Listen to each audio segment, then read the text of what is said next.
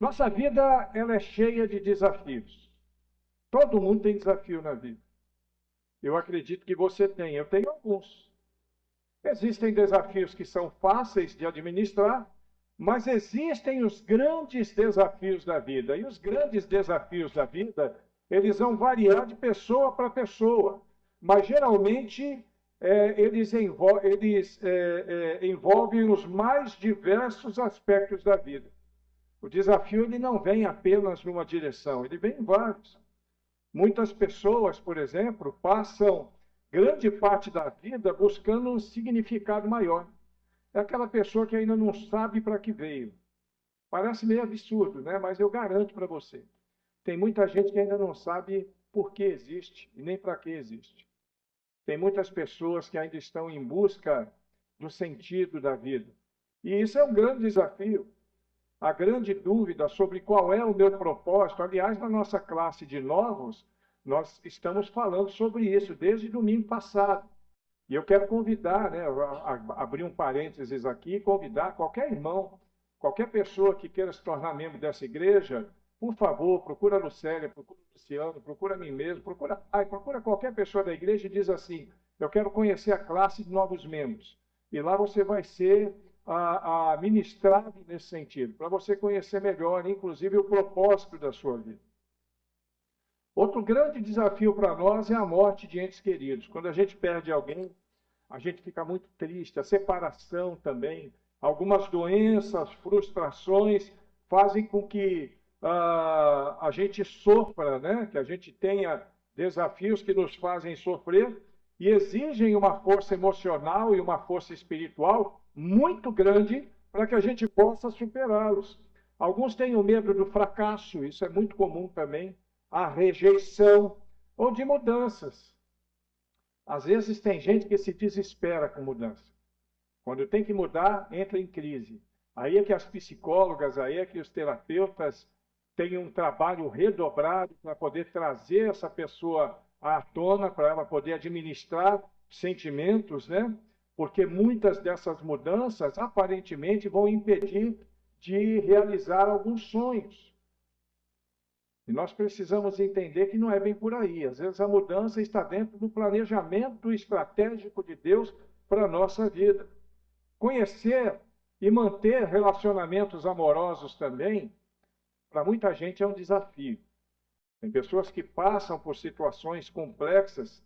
Manter relacionamentos saudáveis, tanto relacionamentos de amizade, em alguns casos até familiares, ela exige muita paciência, perdão, comunicação e um esforço contínuo.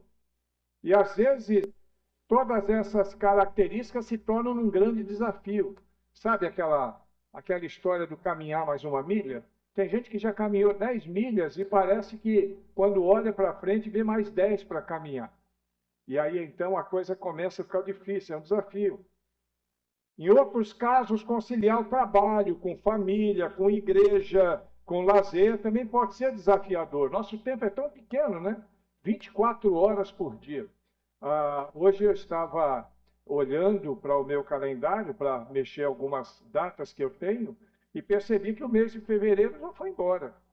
Nós estamos na última semana de fevereiro, né? Antes que a semana termine, fevereiro já foi embora. E é um desafio você conciliar tudo que você tem. Como também para alguns, o grande desafio é manter uma fé firme, principalmente nos tempos difíceis em que nós vivemos. Tempos que a pós-modernidade impõe alguns comportamentos, algumas questões, entre aspas, politicamente corretas, que nos fazem sofrer e ter que conviver com algumas situações. A vida está sempre mudando, irmãos, e é muito difícil a gente se adaptar a mudanças. Muito complicado mesmo. Conquistar objetivos também exige um contínuo sentimento de disciplina, de resiliência, de resistência contra as dificuldades que existem no caminho. Mas, diante de tantos desafios, a gente se preocupa e a gente quer saber como lidar com esses desafios. A nossa grande questão é exatamente essa. Como lidar com esses desafios que muitas vezes nos pressionam? Às vezes somos pressionados, somos testados, às vezes somos levados ao limite pelos desafios. Eu não sei se já aconteceu com você, comigo já aconteceu algumas vezes. Eu tive que lidar com alguns desafios que eu cheguei no limite. Você já se sentiu assim em algum momento da sua vida? É possível que sim. Se sentir pressionado. E é tão ruim quando a gente se sente pressionado. Mas Tiago nos ensina algo bastante interessante ali em Tiago, capítulo 1, dos versículos 2 a 4. Ele diz assim: meus irmãos, considerem motivo de grande alegria o fato de passarem por diversas provações, pois vocês sabem que a prova da sua fé produz perseverança, e a perseverança deve ter ação completa, a fim de que vocês sejam maduros e íntegros, sem lhes faltar coisa alguma. Parece contraditório isso, né? Você olhando de repente, parece contraditório. Como assim? Alegria na provação. Como é que eu vou ter alegria na provação? Mas Deus, irmãos, preste atenção no que eu vou te dizer agora. É uma verdade que nós precisamos aprender. Deus, ele não desperdiça nenhuma luta que você possa passar, que eu possa passar. Você pode ter certeza disso. Porque em cada provação, em cada luta, diante de cada desafio, o Senhor está nos moldando. Nós estamos sendo moldados. E Ele faz isso para nos fortalecer e nos tornar cada vez mais parecidos com Cristo. Esse é o objetivo de Deus. O ouro, quando ele é extraído da terra, ele está misturado com muitas impurezas, né? O ouro extraído, ele tem o valor, é claro, mas olhando assim você vê que ele tem muitas impurezas e não tem aquela aparência bonita que tem o ouro, aquele ouro que você usa no pescoço, que você usa, pelo menos a aliança quase todo mundo tem, né? Aquele aspecto bonito, brilhoso, ele não tem isso. Para que ele tenha esse aspecto, ele tem que passar por um processo. Para que ele atinja o seu real e verdadeiro valor, ele precisa passar pelo fogo, muitas vezes, de uma refinaria. Ele é refinado a temperaturas extremamente altas para remover as impurezas, purificá-lo e prepará-lo para o molde. O ponto de fusão do ouro puro, que é o 24 quilates, é de 1064 graus centígrados. É quando ele começa, é o ponto, né? O ponto dele começar a se transformar naquilo que nós esperamos. No entanto, esse processo de refinamento, ele pode, às vezes, passar por temperaturas muito mais altas, dependendo do método empregado. Existem vários métodos. Eu não sou ourives, é claro que eu li alguma coisa para poder preparar isso aqui, mas eu vi pelo menos alguns métodos em que ele tem que passar por temperaturas de 1.100 graus, outros métodos de 1.200 graus, e ainda tem o método que é chamado do método da capelação, onde ele passa de 1.200, chegando a 1.400 graus, para poder, então, ser preparado e se tornar o ouro que a gente conhece. E é um calor que é progressivo. Às vezes não se alcança o que se espera com uma determinada temperatura, aí o que se faz é aumentar a temperatura até que se alcance aquilo que precisa. E a nossa vida não é muito diferente disso, não. A nossa vida é muito parecida com esse processo de refinamento do ouro. Porque Deus nos molda. Deus, ele nos purifica, ele nos aperfeiçoa, permitindo que nós possamos brilhar, assim como o ouro brilha, mas não é brilhar para a nossa glória, não. É brilhar a glória de Deus que reflete em nós. É isso. Então, Deus, para que isso aconteça, ele usa alguns desafios da nossa vida para poder depurar, para poder aparar as arestas da nossa vida, para poder nos moldar o nosso caráter, principalmente, e para nos tornar cada vez mais valiosos para os seus próprios propósitos. Nunca se esqueça disso. Deus, ele faz tudo em nossas vidas para o seu próprio propósito. É claro que ele quer nosso bem-estar. É claro que ele vai nos abençoar, mas ele tem propósitos bem definidos. Paulo escreve aos Romanos, ali na carta aos Romanos, no capítulo 5, nos versículos 3 e 4, o seguinte: nos gloriamos nas tribulações, porque sabemos que a tribulação produz perseverança. A perseverança é um caráter aprovado e o caráter aprovado, esperança. Olha que coisa bonita. O que a luta, o que a tribulação, o que a dificuldade pode fazer para nós. Então, se você está passando, e esse é o início da nossa preleção, se você está passando por algum momento difícil, eu quero que você saiba que Deus não está te punindo. Nunca pense nisso. Deus não está te punindo. Ele está te transformando. Ele está transformando a tua vida. E a prova vai revelar o nosso verdadeiro caráter. É na hora da prova que nós vamos mostrar quem nós somos de fato. E isso é muito importante. A Bíblia compara as provações do fogo que refina o ouro, queimando as suas impurezas, com a nossa própria vida passando pelas tribulações.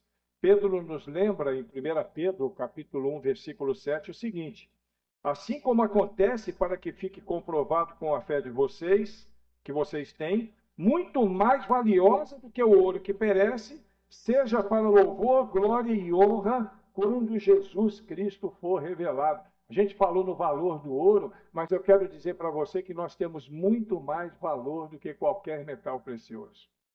Do que o ouro, do que a prata, do que a joia que você possa imaginar, do que o diamante. Nós somos muito mais valiosos que isso.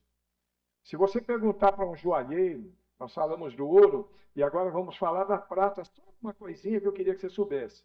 Se você falar para um joalheiro que procura, que trabalha com prata, quando ele está preparando material de prata, e você pergunta para ele, quando é que você sabe que a prata já está pronta? Sabe o que ele vai te responder? Quando eu puder ver o meu reflexo nela. Da mesma forma, Deus nos purifica até que o seu reflexo seja visto em nós. Podemos passar por um processo complexo, difícil, doloroso, mas Deus vai fazer isso para que o reflexo de Cristo possa ser visto através de nós. Você já percebeu que muitas vezes nós enfrentamos algumas dificuldades, assim como Jesus mesmo enfrentou? Por exemplo, ele foi rejeitado. Talvez alguém aqui tenha passado pela rejeição. Ele foi muito criticado, ele sofreu. E são desafios que ele viveu na sua vida. E agora pense nisso, se a Bíblia diz que até Cristo passou por essas questões e aprendeu a obediência com essas questões, quanto mais nós. Se até o próprio Filho de Deus passou por isso, por que seria diferente conosco? Por que nós estaríamos isentos de lutas? Por que nós estaríamos isentos de desafios, de dificuldades? Não, queridos. Não. Não estamos isentos, não. As lutas vêm, mas a vitória é certa em nome de Jesus. Elas têm um propósito específico. E há uma promessa. A promessa que está entre tantas promessas, aqui está em Romanos capítulo 8, versículo 17, que diz assim: se somos filhos, somos então herdeiros, herdeiros de Deus e co-herdeiros com Cristo. E se de fato participamos dos seus sofrimentos, para que também participemos da sua glória. Glória a Deus. Vivemos as dificuldades em nome do Senhor. Agora eu estou me referindo àquelas dificuldades que nos alcançam, não daquelas que nós mesmos criamos, né? Porque aí já não é por esse caminho. Aí nós estaríamos falando em Gálatas 6:7, né? Não vos enganeis, Deus não se deixa escarnecer. Tudo aquilo que o homem planta, o homem colhe. Nós estamos falando de outro tipo de luta, de outro tipo de dificuldade. E aí a gente pensa nas dificuldades e chega à pergunta que não quer calar. Como reagir diante das dificuldades? Como reagir diante dos desafios que se apresentam a nós? A grande questão não é se enfrentaremos provações, porque nós vamos enfrentar. Se você nunca enfrentou uma provação, tenha certeza que em algum momento da sua vida você vai enfrentar um ou alguns, ou algumas dificuldades. Então, essa não é a questão, se enfrentaremos ou não, mas como reagiremos a elas. Essa é a questão, Ana. Como é que nós vamos reagir a elas? Porque, com toda certeza, elas chegarão.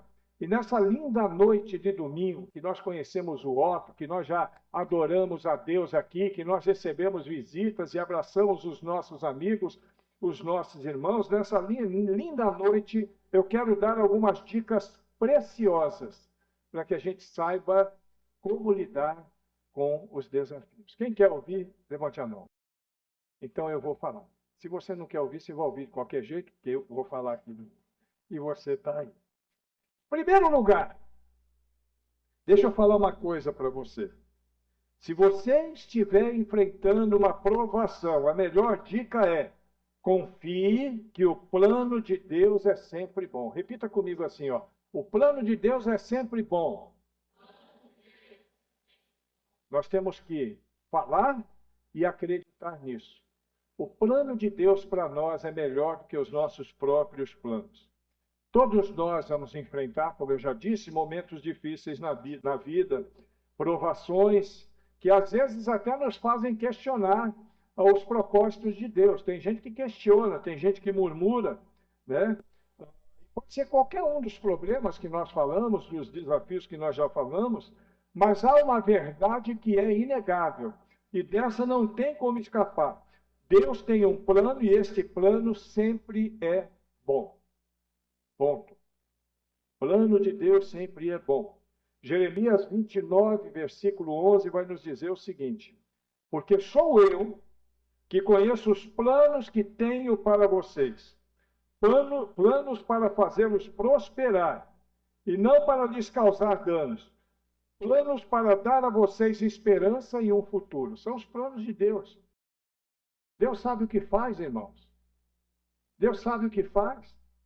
Está na luta, está na provação, está na dificuldade, saiba que Deus tem um plano para a tua vida. E nada vai frustrar o plano de Deus para a sua vida, a não ser você mesmo. Se você não quiser. Deus tem poder para fazer, estabelecer e obrigar você a caminhar com Ele. Mas Ele nos ama tanto que Ele nos deu o direito de aceitarmos ou não isso.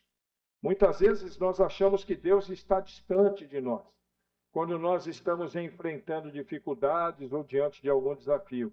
Mas a Bíblia nos ensina que até nas provações nós estamos dentro do propósito divino. Deus estabeleceu planos para nós. Tiago, capítulo 1, versículo 2 e 4, que nós já lemos aí, nos exorta a nos alegrarmos nas provações, pois elas produzem perseverança e maturidade espiritual. A maturidade é o crescimento, é o desenvolvimento. O Otto é pequenininho, ele veio aqui hoje, a gente segurou, é aquele pequenininho assim, ó, né? E a gente segurou. A propósito, eu quero dizer que nasceu um neto meu também, há um mês, né? Também está pequenininho. Aí você segura ele pequenininho, mas o Otto não vai ficar pequenininho a vida toda. Ele vai crescer, ele vai desenvolver. E a ideia de Deus para o ser humano é esse. Você já pensou se o Melk tivesse nascido do jeito que ele está ali? Que trabalho ia ser para sua mãe carregá-lo no colo? Ele nasceu pequenininho, mas desenvolveu. Quando ele nasceu, a mamãe levava no colo. Hoje é sua mamãe que te leva mais no colo. Por quê? Porque ele cresceu, ele amadureceu. A nossa vida cristã é assim também. Nós temos que entender o que é maturidade cristã, irmãos. Quando nós começamos uma caminhada cristã, nós temos pouco conhecimento, ou às vezes o conhecimento que nós trouxemos dos pais, dos avós, que nem sempre estão corretos, né? Eu me lembro antigamente, hoje não é muito comum, mas antes do ano 2000, no século passado, porque eu sou do século passado, né? No século passado falava assim: 1000 chegará, 2000 não passará. Quem ouviu isso aí? Isso aí era a sabedoria dos mais velhos, né, Isabel? Os mais velhos falavam isso, mas estava certo isso? Claro que não, né?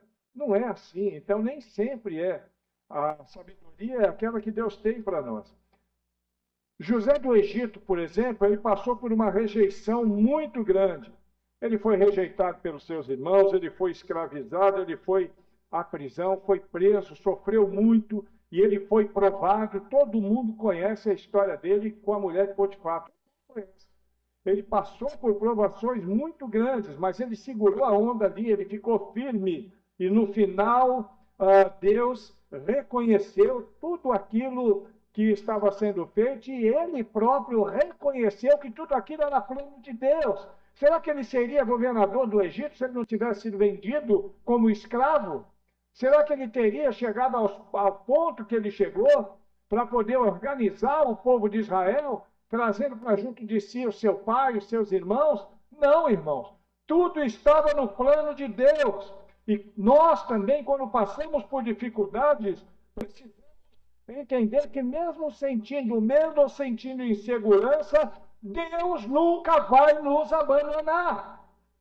Tudo faz parte dos planos dele. Romanos 8, 28 diz que todas as coisas cooperam para o bem daqueles que amam a Deus. Você, eu não sei, irmão, acredito que, como eu também, eu amo a Deus. E se nós amamos a Deus, todas as coisas cooperam para o nosso bem. Mesmo nos momentos mais difíceis.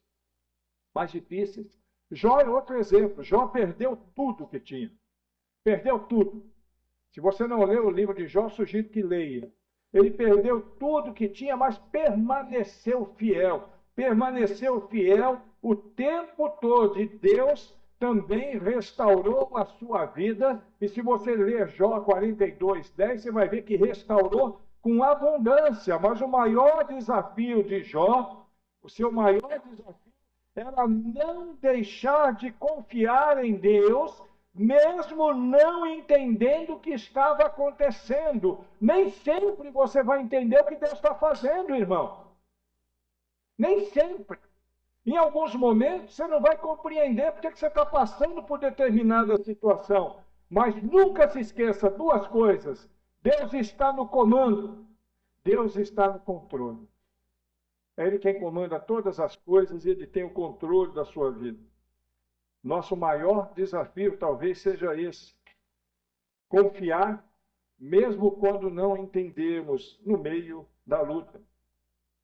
E confiar em textos como Filipenses 1,6, que diz: aquele que começou a boa obra em vós, vai completá-la até o dia de Cristo Jesus. Nada vai frustrar os planos de Deus. Abraão esperou anos, muitos anos, para o cumprimento da promessa de Deus. E no tempo certo, Abraão viu a fidelidade de Deus. Você está enfrentando alguma provação, irmão?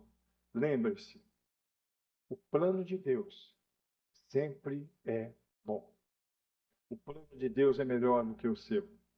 Ele nunca vai permitir que você viva qualquer tipo de sofrimento sem um propósito. Ele nunca vai te abandonar. Olha para a pessoa do lado e diga assim: Deus nunca vai te abandonar. Talvez ela precise ouvir isso hoje. Deus nunca vai te abandonar. Você está disposto, então, em confiar em Deus, mesmo sem entender o que Ele está fazendo agora? Precisamos estar. Eu tenho ainda uma segunda dica preciosa para você. No meio dos desafios, no meio das provações, agradeça a Deus. Agradeça a Deus, irmãos, no meio das lutas, sempre. Quando enfrentamos dificuldade, nós temos uma tendência natural, que é a de questionar. A gente questiona, a gente reclama, a gente murmura, e alguns até duvidam de Deus. Duvidam de Deus. No entanto, a Bíblia nos ensina que nós devemos cultivar um coração grato. Agradeça a Deus. Tenha um coração grato, mesmo no meio das lutas, mesmo no meio das dificuldades. Quando Paulo fala à igreja de Tessalônica, no capítulo 5, no versículo 18, e fala a nós também nessa noite, ele diz assim: deem graças em todas as circunstâncias, pois esta é a vontade de Deus para vocês em Cristo Jesus. A gratidão não significa absolutamente ignorar a dor. mas reconhecer que Deus está no controle e que Ele está trabalhando em nossas vidas, mesmo quando nós estamos vivendo em dificuldades. Tem gente que fala, obrigado, Senhor, porque eu chutei e arranquei a unha. Não é isso. Não é isso.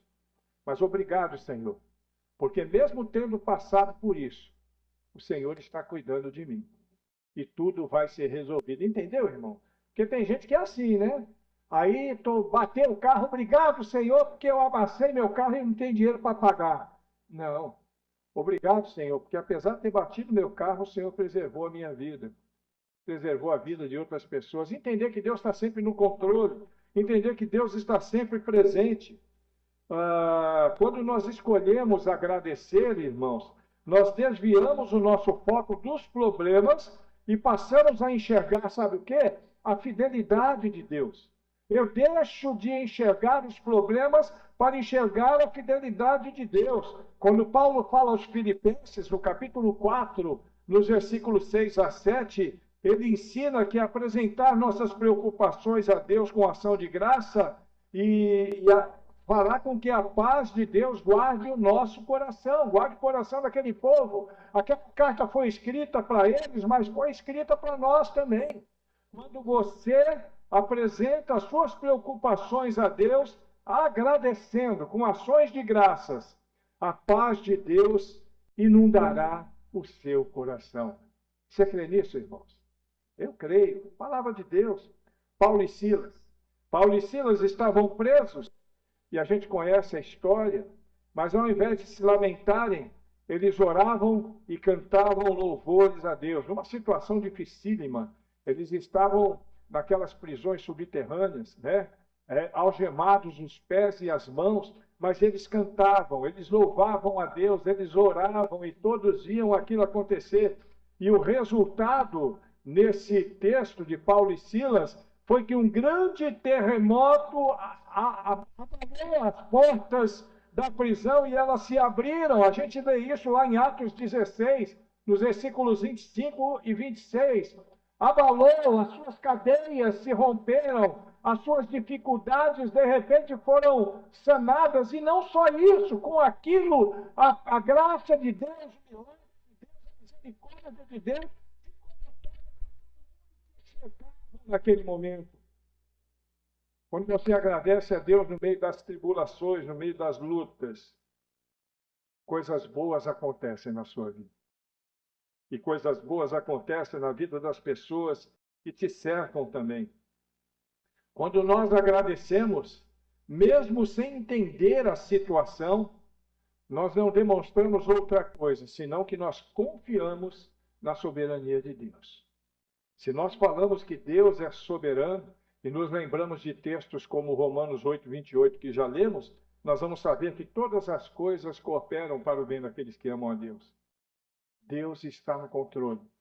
Deus está no comando. Quando Jó perdeu tudo, e nós falamos há pouco, e permaneceu fiel, sabe o que eu leio a respeito dele, lá em Jó capítulo 1, versículo 21? Ele declarando, o Senhor deu, o Senhor levou, bendito seja o nome do Senhor. Se alegrou, ele glorificava a Deus. Abacuque faz a mesma coisa. Ainda que todas as coisas estejam erradas na minha vida, toda a vida eu exultarei no Senhor, glorificarei a Deus, viverei em alegria com Deus. Deus restaurou a vida de Jó e Deus preservou o povo de Israel. Até hoje está ali, pequenininho, ali no meio da Palestina, cercado de um monte de inimigo por todos os lados, mas ninguém consegue arrebentar, porque Deus é fiel. Deus é fiel. Quando nós murmuramos, ao invés de agradecermos, nós focamos no problema e isso faz com que a nossa incredulidade seja alimentada. Não podemos focar no problema, mas quando agradecemos, liberamos fé e abrimos espaço para Deus agir. João 6, versículo 11 nos mostra que Jesus, antes de multiplicar os pães e os peixes, ele deu graças, ele agradeceu. Às vezes a gente não entende esse texto, e eu queria que você pensasse numa coisa. Jesus está com 5 pães e 2 peixinhos, e uma multidão de milhares de pessoas. Ele agradeceu, ele só agradeceu. A situação, para qualquer pessoa incrédula, estaria fora de controle. Mas Jesus olhou para os céus e agradeceu. E aqueles 5 pães e 2 peixinhos alimentou milhares de pessoas e ainda sobraram 12 cestos cheios. Porque Deus é fiel. Deus é o Deus do milagre. E aqui, a gratidão precedeu o milagre. É assim na nossa vida também. Quando você é grato, essa gratidão sua pode estar precedendo um grande milagre. Davi é outro, também a gente cita como exemplo. Ele enfrentou muitos desafios. Quando você vê a história de Davi, você fica impressionado. Mas ele nunca deixou de exaltar a Deus em meio de suas dificuldades. No Salmo 34, no versículo 1, a gente vê Davi declarando o seguinte: bendirei o Senhor o tempo todo, os meus lábios sempre o louvarão. Não é só na hora das bênçãos, não. Tem gente que agradece a Deus só na hora das bênçãos. E Davi está falando aqui é o tempo todo. Todo o tempo. Bendirei ao Senhor quando eu estiver de boa, quando eu estiver numa situação difícil, quando eu estiver por cima do jabá, por cima da carne seca, quando eu estiver sofrendo, quando eu tiver dinheiro no bolso, quando eu estiver sem dinheiro, quando eu estiver sendo perseguido, quando eu estiver em paz. Isso aí tem que ser o nosso sentimento também. Você tem que bendizer o Senhor em tudo. A gratidão no meio das lutas, eu sei que não é fácil. Eu já passei por isso e sei como é. Mas é um exercício de fé e de obediência. Ser grato no meio das lutas é um exercício de fé e de obediência. Quando agradecemos, nós demonstramos que confiamos no caráter e nos planos de Deus. Você confia no caráter de Deus? Você confia nos planos de Deus? Você tem certeza que Deus é todo-poderoso? Que Deus está no controle? Que Deus é quem comanda a nossa vida? Então confia no Senhor e se alegra no Senhor nos momentos de dificuldade. Aleluia! Mesmo nos momentos de maior dificuldade. Em vez de perguntar por quê, meu irmão, que tal agradecer pelo que Deus já fez e por aquilo que Ele ainda vai fazer? Não dá para saber o porquê. Mas se você confiar, Deus fará o melhor para a sua vida. E por último, uma terceira e última dica que eu te dou nessa noite. No meio da provação, mais uma valiosa dica. Você precisa sempre lembrar de que Deus está contigo sempre. Olha aqui para mim, ó. Deus está contigo sempre. Por isso, não desista. Fala para a pessoa do lado aí, não desista. Não desista. Deus está contigo sempre, Juliane, Melques. Deus está contigo sempre, Rose, Charles. Deus está contigo sempre, o tempo todo. Em tempos de provação, o desânimo pode nos levar a pensar que estamos sozinhos, que Deus nos abandonou. Eu não sei se você já passou por isso. Algumas pessoas vivem isso, Luciano, mesmo dentro da igreja, crentes antigos. Em alguns momentos aí fica procurando o que foi que eu fiz de pecado que Deus me abandonou. Tem gente que fica assim. No entanto, a palavra de Deus nos assegura que Ele jamais nos abandonará. Eu garanto para você, se Deus te abandonar um segundo na sua vida, o diabo te destrói. Estou certo ou errado, Cássio? O diabo nos destrói. Deus está sempre conosco. Isaías 41:10 nos lembra essa verdade. Olha o que está escrito ali, ó. Não temas, pois eu estou com você. Não tenha medo, pois eu sou o teu Deus. Eu te fortalecerei e o ajudarei. Eu o segurarei pela minha mão direita vitoriosa. Aleluia! Deus é quem nos guarda, Deus é quem nos dá a vitória, Deus é quem nos dá a certeza que nós vamos vencer. Ainda que a figueira não floresça, ainda que não haja fruto da vida, que o fruto da currais não haja gado, ainda que tudo dê errado. Se eu estiver desempregado, se eu estiver sem dinheiro, se eu estiver em dificuldade, Deus está comigo e eu nada temerei, porque no tempo de Deus tudo vai prosperar para a glória de Deus. Nós somos filhos de Deus. A presença de Deus em nossa vida é a garantia que, mesmo no meio das dificuldades, nós não estamos sozinhos. Nunca. E por causa disso, seja resiliente. Você tem que perseverar até a sua vitória. Pode ser que não chegou ainda. Às vezes a gente perde algumas batalhas na vida, não é verdade? Mas você não vai perder a guerra. Porque, como a gente canta, o nosso general é Cristo. Nunca perderemos a guerra. Muitas vezes, em meio às lutas, sentimos que Deus está distante, mas a verdade é que Ele está sempre perto de nós. No Salmo 34, no versículo 18, nós lemos que o Senhor está perto dos que têm o coração quebrantado e salva os de espírito abatido. Deus está sempre conosco. E o nosso próprio Jesus Cristo, nosso Senhor, nosso Salvador, nosso amado Mestre, Ele nos garante em Mateus 28, 20. Repita comigo, eu sei que você sabe de cor. E eis que estou convosco. Glória a Deus. Jesus está aqui com você agora. Quando você for para casa, Jesus estará contigo. Amanhã no seu trabalho, Jesus estará contigo. E no meio da luta, Jesus estará contigo com toda a certeza, até a consumação dos séculos. José foi vendido pelos seus irmãos. José, que a gente acabou de citar. Ele foi injustiçado, ele foi preso, mas a Bíblia afirma, e a gente lê isso lá em Gênesis, que o Senhor estava com José. O Senhor estava com José na prisão. O Senhor estava com José no poço, quando ele foi lançado pelos seus irmãos, quando ele foi vendido. O Senhor estava com José enquanto ele governava o Egito. O Senhor esteve com José até a sua morte, porque o Senhor está conosco todos os dias, até a consumação dos séculos. E nós precisamos acreditar nisso. Deus o sustentou. E Deus o exaltou no tempo certo. Sofreu muito, não foi? Sofreu muito. Mas Deus o exaltou no tempo certo. Provações, querido, fazem parte da nossa caminhada cristã. Mas nós não podemos e não devemos desistir.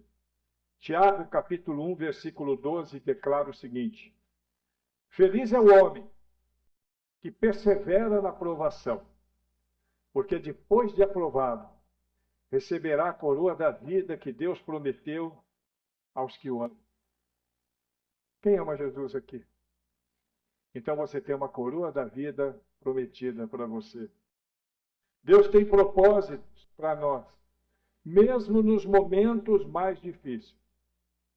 E se permanecermos firmes, veremos sempre a sua glória se manifestar. O apóstolo Paulo, ele enfrentou situações muito difíceis na sua vida.